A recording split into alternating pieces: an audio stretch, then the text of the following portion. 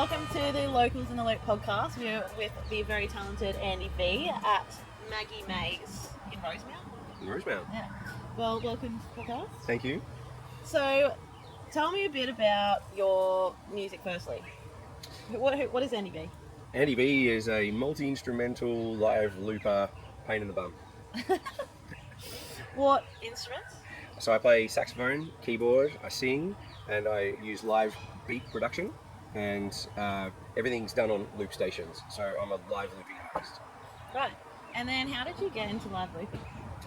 I got into live looping off the back of my work with an artist called WFX, who is a beatbox live looper, poet, lyricist, and we toured the world together for many years, both looping, and basically it came about with an idea that we had when we were making one of his albums, to be able to tour it live with more than one instrument going at the same time. And so he introduced me to the live looping modality that we were then able to adapt into an entire live show, basically creating a full band sound just with the two of us, which was a game changer for both of us. It was a really great way to tour, and then from there my live looping skills just expanded and evolved from there. Oh, I didn't know that. How did you meet WFX? So we were we became mates as teenagers when we were both kicking around Melbourne town. That's where I did my study and kind of grew up. And he was kind of into hip hop and rapping and loved jazz, and I was in a jazz music course at the time. So we bonded over jazz, you could say, and he started a band that was kind of a freestyle, free flow, hip hop, jazzy, kind of go anywhere, do anything kind of band. And it was fun, but nothing really happened with it.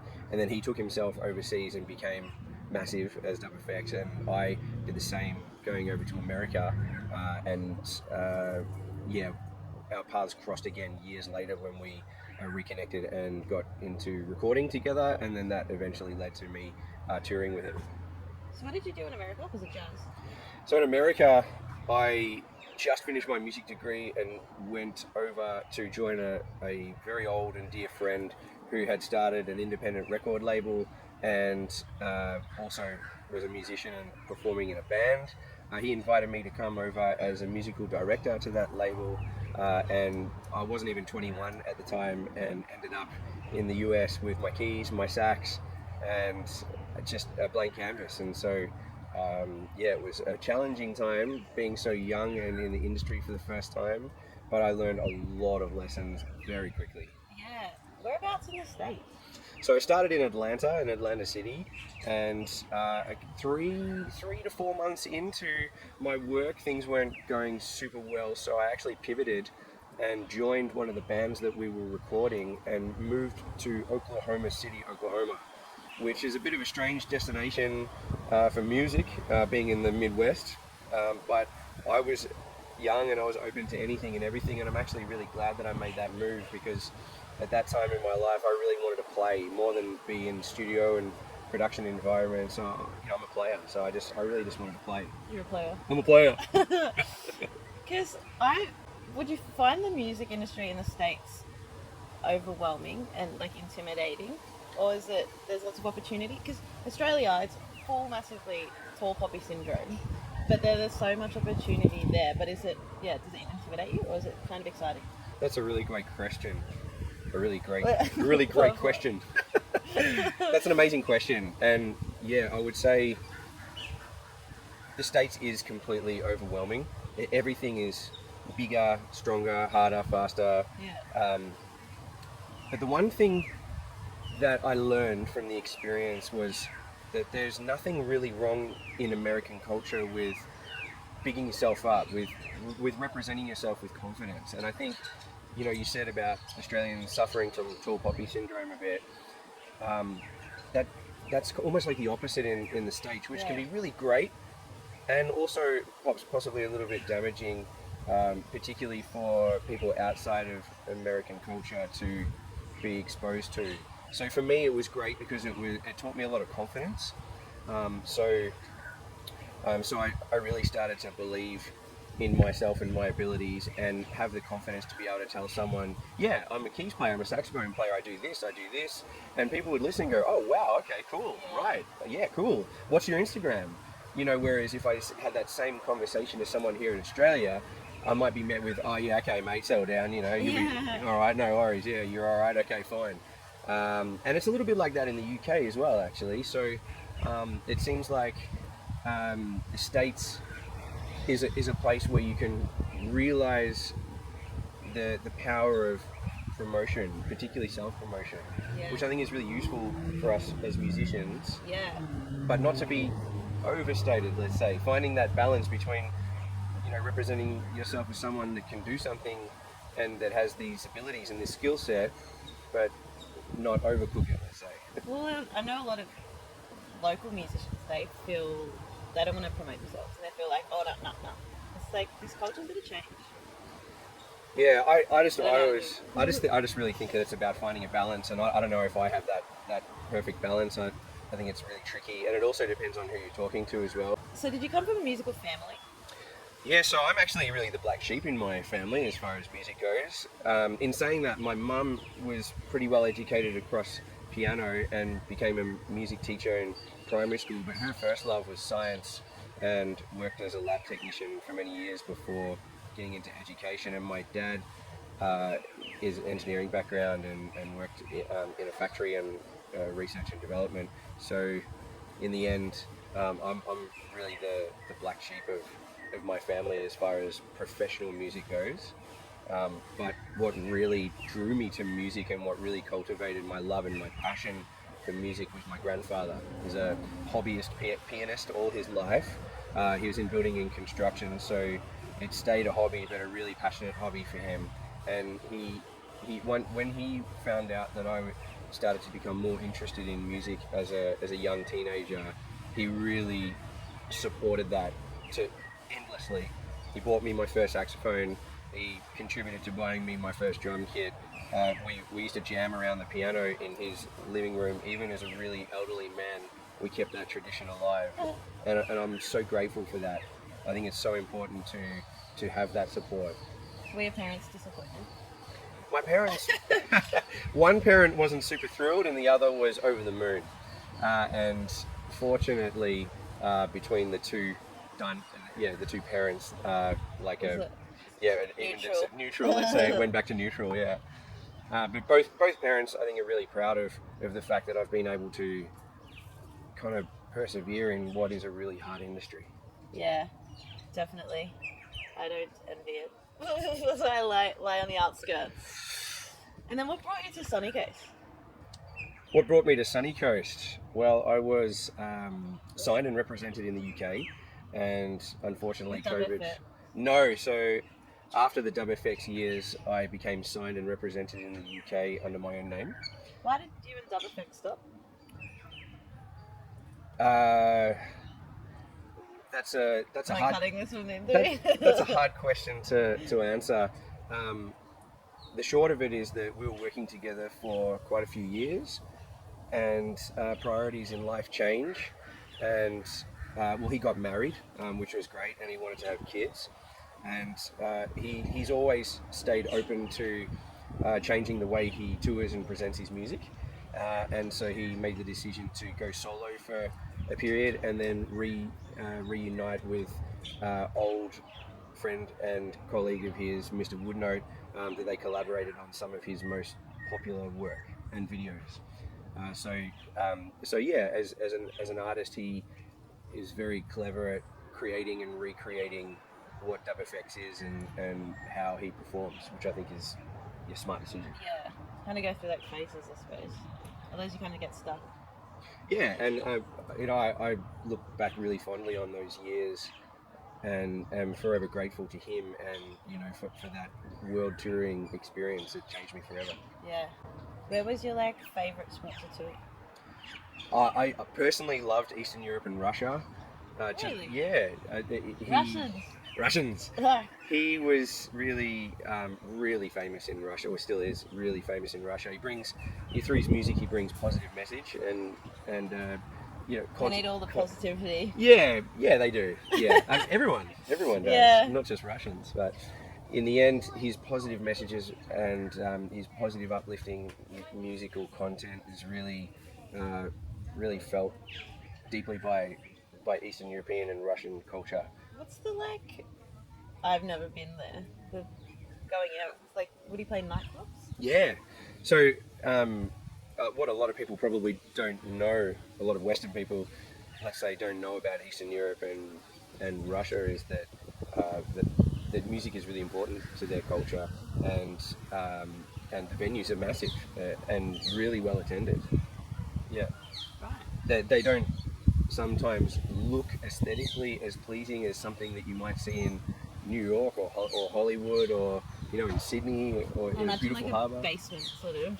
Yeah, there's a lot of really creative spaces actually. Yeah. There's a lot of older buildings from the wartime or even pre-war that have been turned into really funky modern spaces that during the day can be like a co-op business space, and then at night things clear out and then become a club.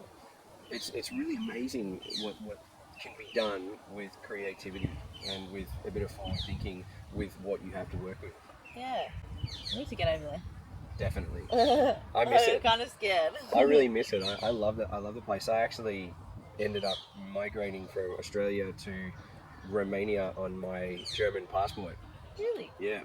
I fell in love with a lady over there, and at that stage in my life, they're gorgeous. yeah, Hard, but bit of a not as soft hard as spot. Russian.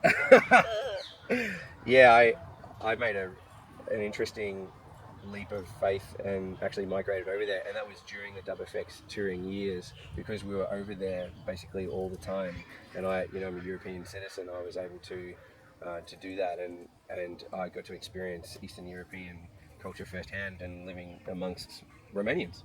Oh, my Italian cousin married a Romanian. Well, actually, the language of Romanian and Italian are really similar. Really? Separated by only about 30% of, I think it's Cyrillic influence. There you go. So Romanian could be described as Italian with an Eastern influence. Yeah. Yeah. Another place I need to get to. In fact, fun fact, Romanians and Italians can speak to each other and understand each other, and while speaking in their own language. Really? More or less. That must be how they got along then. Beautiful babies. And then, so you're German background. Half German, half English. Mum's English, dad's German. Did you play in Germany or tour in Germany? Absolutely. Yeah, I've spent a lot of time in Germany over the years. I imagine they'd love your music. And even like Holland and stuff.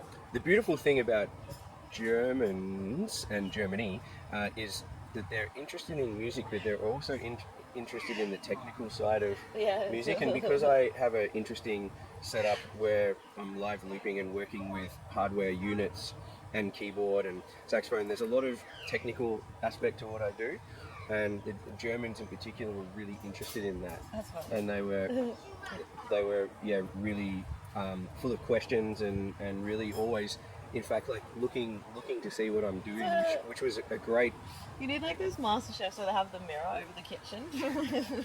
Actually, you know what? Some people do that. Some live loopers do have like a mirror Really? tilted. Yeah, I'm still yet to work out how it's possible to actually organise that, because really it needs to be suspended more or less, or somehow on a thing. Yeah, I'm always looking at new and innovative ways to show my live looping modality. Yeah, those traffic like arched. Remember that one? Oh yeah.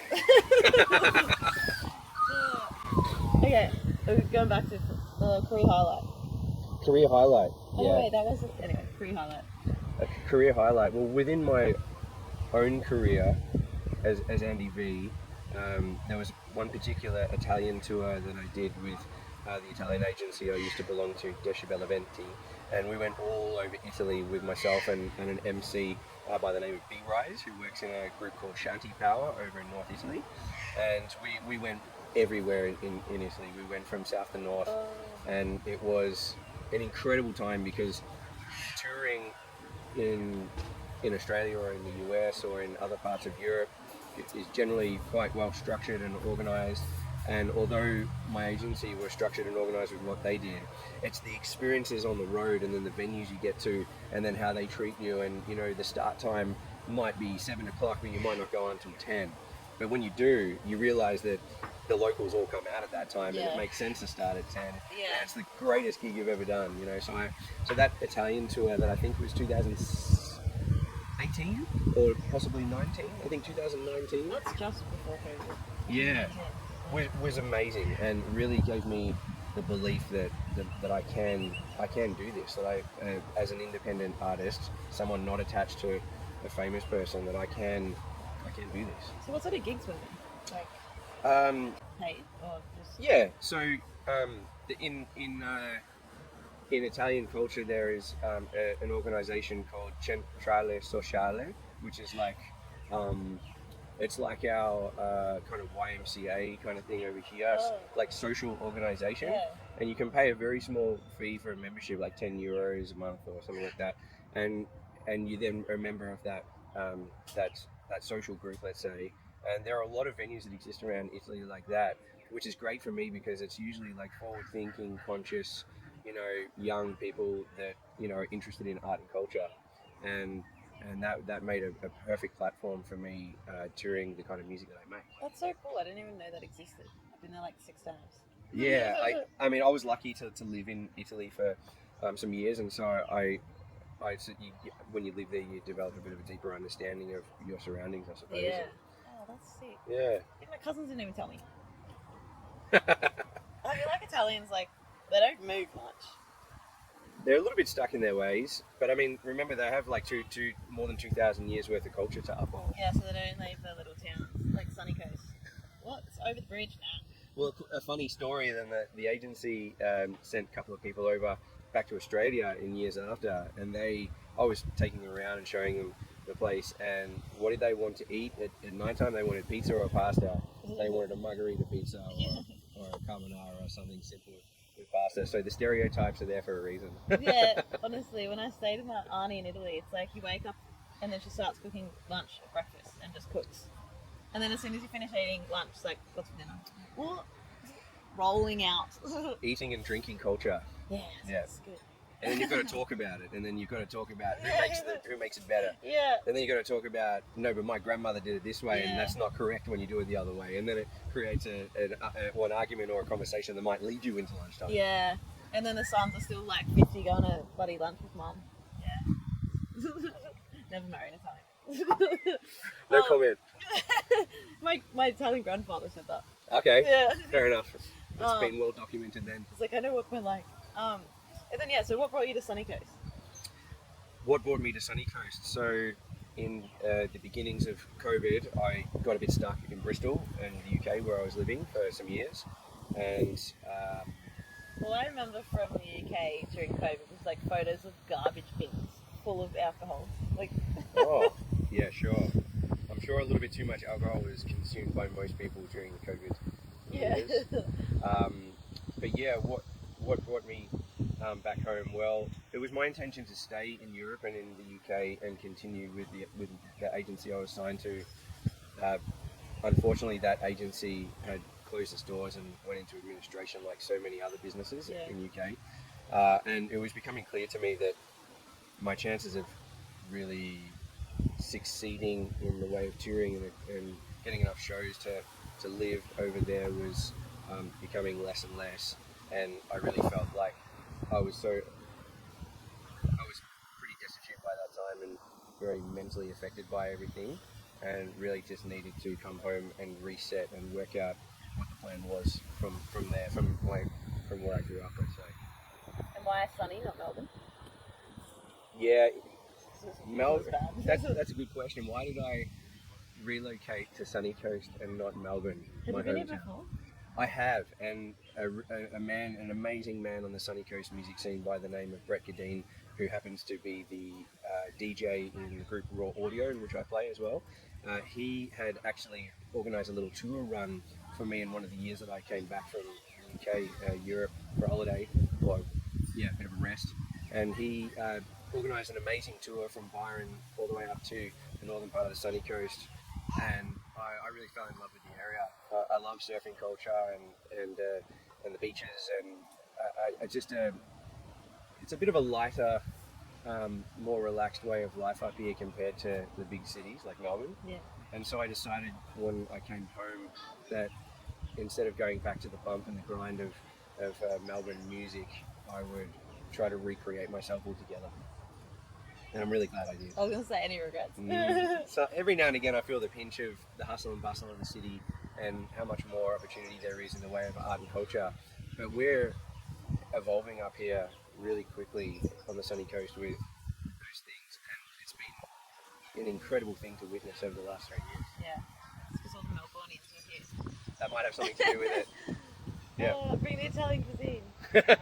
One can only hope. So you like to surf?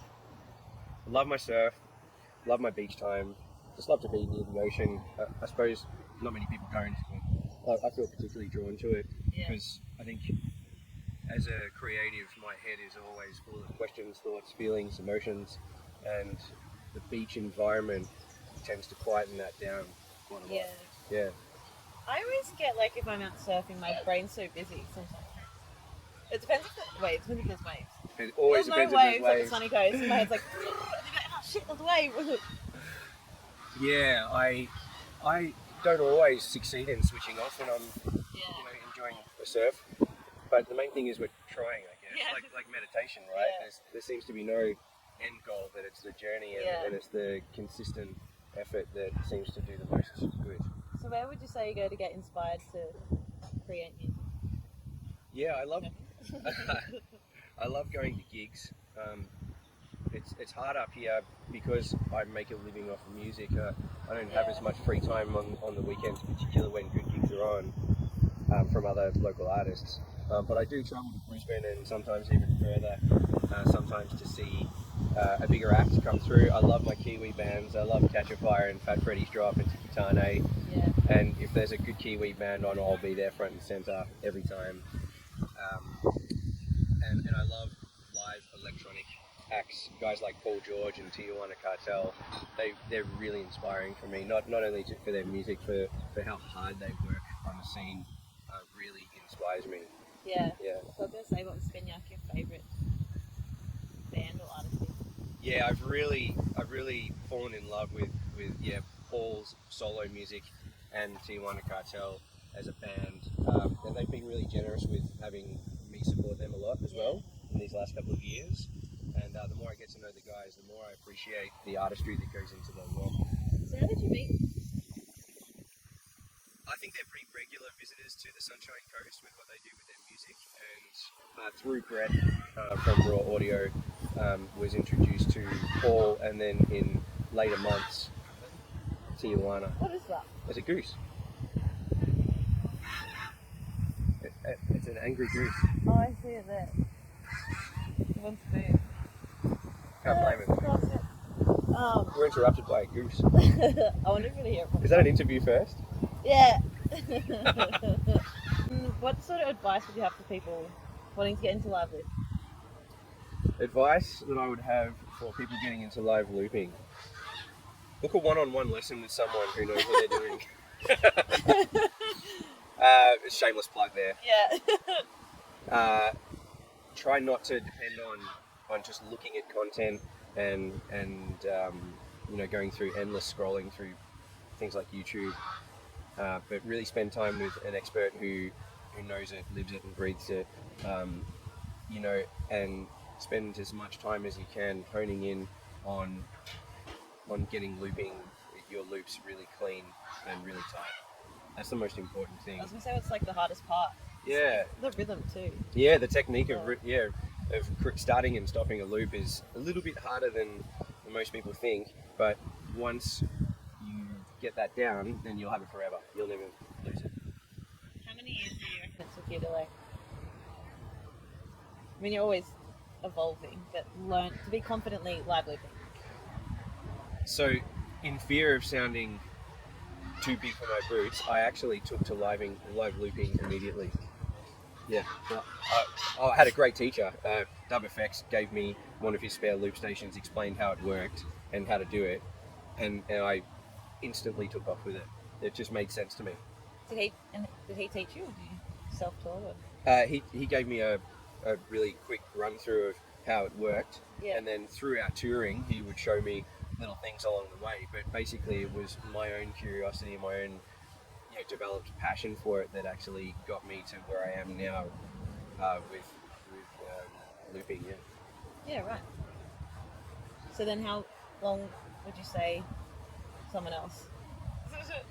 So in my live looping course, another shameless plug, students will go from not having a clue what they're looking at to being able to successfully create up to 5 loops and be able to arrange and mix them. So within one session, really. Do you have a preferred looper? I love the Boss RC 505. I work with them with my education, with what I do, and I think that they're a really versatile unit because you can put a foot pedal on them, so guitarists can use them as well as being used as a tabletop. Whereas other loopers that only sit on the floor couldn't really be used by a singer or by a keyboardist like myself. So. What's the most amount of loops you've done? That's the most amount that you can do. What's the most amount of loops that I've done? Well, put it this way, I fill my 2 loop stations every gig, every song. So I'm making at least 10 loops every song. Every song? Every song. Shit. And most of those loops have secondary loops in them as well. No wonder if you're like mentally exhausted after a show. Yeah, it's a bit taxing on the old CPU, on the noggin. Oh, jeez. What's your like favourite gig that you do on the coast? My favourite gig on the coast definitely would have to be Alley Cat at the moment. Yeah. There's this cool place down in Coolum on the Esplanade that have a space for artists, particularly original artists, and the community of Coolum seem to have really gotten behind this idea of having a gig in the alleyway every Buskers. for Friday and Saturday. They've always got someone really interesting doing their thing in the alley, and it's just great for the community. It's great for the Sunshine Coast music scene, and I would encourage anyone and everyone to get along to the Alley Cat at some stage and check out what's going on there. Yeah. Is that where I first met you? Because not met you, but saw you play. I was trying to remember. Do you remember? I don't remember. I'm not sure. All I remember is I started the gig guide and you're like, this is wrong. I was like, yes, it's wrong. And then I saw you with raw audio at the dock, and then I have a feeling that was Alley Cat. Interesting. And I have a stubby holder. Larissa, you are here, there, and everywhere, and I couldn't think of the first time we met because you're just across all of the venues. Still so many I've been to. It was definitely the dock was the first time, but that was raw audio. But I can't remember the first time I saw you play. Could be with raw audio. We had a lot of gigs at the dock back in the day. But seeing you, I can't remember. It could have been Alley Cat. I really don't remember. I've still got the photo. You had the your sax and the stubby holder. With the locals and the loop stubby holder. Did you lose it? No, I still have it. Oh, really? Yeah. Everyone else has lost it. It has survived many strange camping trips and adventures along the way. Next time I'm getting black, not white, light pink. That's a good idea. Never dirty. And then what's coming up for your show-wise? Besides Alley Cat. What's coming up for me show-wise? I am releasing a series of singles really soon, and so my single launch will be the next notable upcoming gig on October the 12th at a place called The Precinct in Nambour. It's the hottest, newest venue in Nambour and is absolutely cranking right now, so I'm very excited about that show. That's cool. And then you got who's supporting? Supporting me on that will be his name's Aaron. He's an incredible DJ and live visual artist, and I've got a local fella, also live looper from the area called Lee Hardesty. He is a looper as well, yeah. Oh. So Naren and Lee, and it's going to be an incredible evening, very different with the visuals. Is going to be a really important part of the night. That's cool. So you've got music on Spotify. When was your last song? Was that from recorded here? Yeah, so my last release was a little while ago. I kind of got caught up when I arrived here and started performing with Oka, with a group called Oka, and then attached myself to raw audio, and so releases for me were made a little harder. But I think it was about a year and a half ago my last release, so I'm definitely overdue to start releasing more regularly. That's the goal anyway. So what have you got? What are you releasing? Upcoming release is called Ants Go Marching, and it's inspired from the work that I've done with raw audio. It's a bit more in that housey realm, but it's still really dubby and reggae vibes. It's got a bit of a Fat Freddy's kind of up-tempo festival vibe, and it's my little spin-off of the old nursery rhyme, The Ants Go Marching. How did you get this nursery rhyme? Honestly, the way that I write is that I find a beat, I find a groove, I find some parts, and then I just take it out to the gig and I try it. Because, like, where did the ants come? Well, it's silly. Why not? Like, it's silly. I'm did you like purposely search a fairy nursery rhyme? No, not at all. I'm often pretty serious about what I do as a music maker and a producer. But like, were you sitting there and there was an ant? Like, how did the initial? Well, I'll tell you, I'm often pretty serious as a producer, as a musician, and I'm very focused, and there is a fun, loving, silly part of me, and that kind of comes to the surface every now and again, and so I want to embrace that more because I think it's important to have a balance. It's good. I like that song. Thank you. It gets everyone going. And then what else you've got? How many more releases? So I've got 2 other singles coming out this year. One that I'm really proud of, it took quite a long time to finish, called One Step Forward, which is an electro swing tune, and I love electro swing because I'm jazz trained from university and I love jazz, but I've always been hunting around for a way to incorporate jazz into what I do. So this electro swing thing is really fun for me, and I can't wait to release that one. It's a new genre that I haven't heard of before you. Yeah, well, it's been around. Andy. It's been around a long time. Actually, in rave culture, it was so big, probably 10 to 15 years ago. But I feel like electro swing will never really die, and will actually only really continue to be reinvented with guys like Pyro Stella at the top of the chain. Who does it? Yeah, there's some incredible artists out there that are doing it, and what I also love about it is that it stays still very much in the underground as well. So there's only really one artist who I mentioned, Pyro Stella, that has sort of broken into the commercial space with it by putting like a poppy vocal on top of it, and it being released more like a pop tune than an electro swing tune. And then there's one other track that I've got that's in that kind of darker tech house realm, which is really a combination of my inspiration from Tijuana and raw audio put together in a song called Dark Bliss, and that'll be coming out a bit later in the year, probably towards November, December. Are you doing like the waterfall 6-week thing? Yeah, I'm trying to just make my releases more consistent. I know a media chick who's really great at that. Well, I don't know. We'll find out. Are you like nervous to release on Spotify? No, my care factor for Spotify is limited a little bit. Or I should say my expectations of releasing on Spotify are kept in, let's say, in check. At the moment, I'm looking at Spotify as more of a promotional platform for me to get more people listening to my music. Well, yeah, it's just good because you go to your gig, it's 6 music, and like you want to keep listening. Well, the number one thing to do is to say, hey, check me out on Spotify, and then people will go through their Spotify and search you that way. So it's a great promotional tool. I certainly don't plan on being without it, and I just look forward to getting my music out there to people. Yeah. I'm looking forward to having it. I mean, I do have more fun. What's been your favourite part about recording? My favourite part about recording is finding the unknown. So you go in to a recording studio or a studio environment with an idea, and my brain says, okay, I'm going to go do this and this and this, and then something unexpected happens. And almost 10 out of 10 times, that unexpected thing can be the greatest. It's a bit of a gift, actually, when you go into a studio to have something come up in the music or become accidentally a part of the music is a real gift. Where do you record? At the moment, I'm using an amazing man called Eric Coelho, who has worked with some of the biggest names in Australia and internationally. Notably, he co-produced and toured the Havana Meets Kingston project put together by Jake Savona, and worked with some of the heaviest Cuban and Jamaican musicians on the planet. Really? Yeah.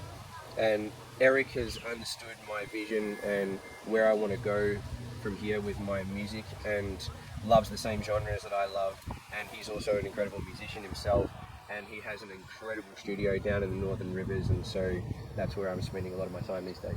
How long did it take you to record a song? How long does it take to record a song? Wow, that's definitely how long's a piece of string. I was going to say that.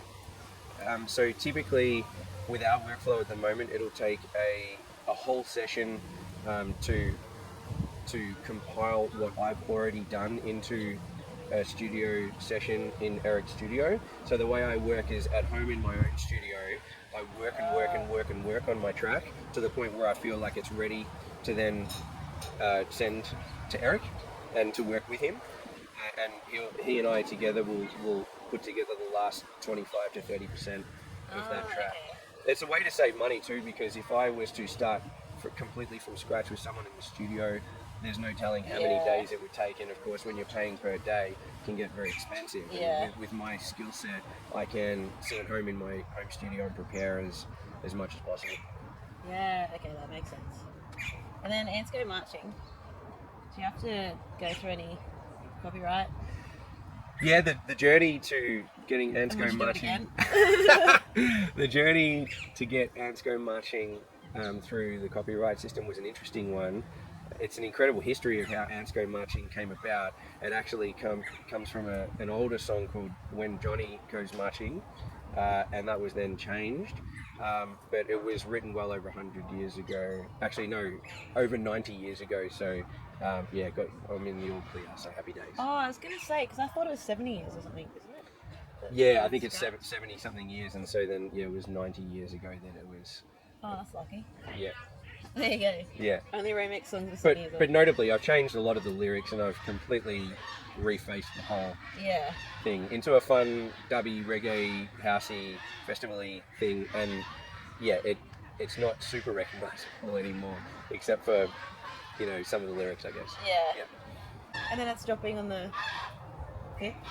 The 5th of October. That's a long weekend, isn't it? I have no idea. I can't keep up with long weekends. No, it's dropping on the 4th, because 5th is Saturday. Friday the 4th of October. Yeah. Friday the 4th of October, Ansco marching single dropping. Very excited for that. I am definitely shifting into a new phase of Andy V with new branding, new marketing strategies to get my music out there, new live videos with collaborations. It's just, I feel really time to kick up the dust and get really active across all the things. So I'm really looking forward to this next period. Yeah, what do you see over the next 5 years for AV? Over the next 5 years, I'd like to be... over the next 5 years, I would love to be featured on most of the relevant electronic festivals around Australia. Also some of the roots festivals like Island Vibes and Earth Frequency. I just really look forward to that journey and becoming part of that culture. I haven't lived in Australia for so long, so I'm really only kind of discovering my own backyard for the first time as Andy V. What's your favourite part about getting on stage? My favourite part about getting on stage is the feeling of when you get your audience and you form that engagement and you feel that energy exchange between yourself as an artist and your audience. There is no greater feeling on this planet. Yeah. Do you get an adrenaline rush? I get a love rush. I just get an emotional love rush. I get it's gratitude, it's happiness, it's a sense of achievement.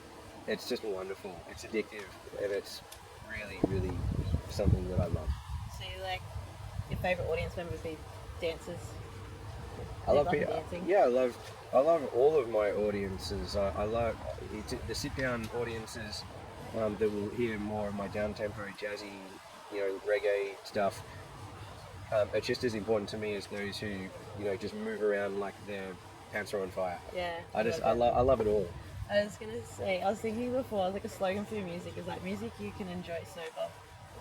Well, coming from a sober guy, I'm nearly 8 years sober myself, and I love playing to sober audiences, but I don't mind playing to a rinsy audience as well. Everyone's got their thing, and there's don't spill drinks on the loop station. Just don't spill drinks on the saxophone or the loop station. And one quick funny story is that I did a gig up in Early a couple of years ago on New Year's Eve, and I had to catch an early flight on New Year's Day back to Brisbane, and I opened my saxophone up, played a gig that day on the 1st of January in Brisbane, and then a few days later opened my saxophone up again, and the whole case was full of mould, and the saxophone felt wet. And I looked down the bell of the saxophone, and someone had inserted and almost jammed a Bundy rum and coke can. Oh my god. Half full. Oh my god. That's disgusting. What is absolutely Australia? Get it in your. No, Australia. Get it in your sax. Yeah. Oh Get my it up god. Get it up your That's sax. disgusting. That would have stunk. It was. Well, firstly, it was a mystery to me how it, with 2 flights, Like, I guess we didn't spit that much. 2 flights and a car trip back to the sunny coast from Airlie, survived a half a can of Bundy and coke inside the saxophone. But did it polish it? Like, did your Coke's polish it? Would have been awesome if it did. I think whatever work the coke did, the alcohol took away. Yeah. Yeah. Ew. Moral of the story: be careful of your instrument and make sure people don't shove Bundy rum and coke cans down there. Only in Australia. Yeah. No, Australia. Australia. Yeah. Yeah. You can't even say it. I know. It's going against my German. Thank you. Thank you. Thank you for joining Lucas and the Loop. It's a pleasure. Thanks for having me.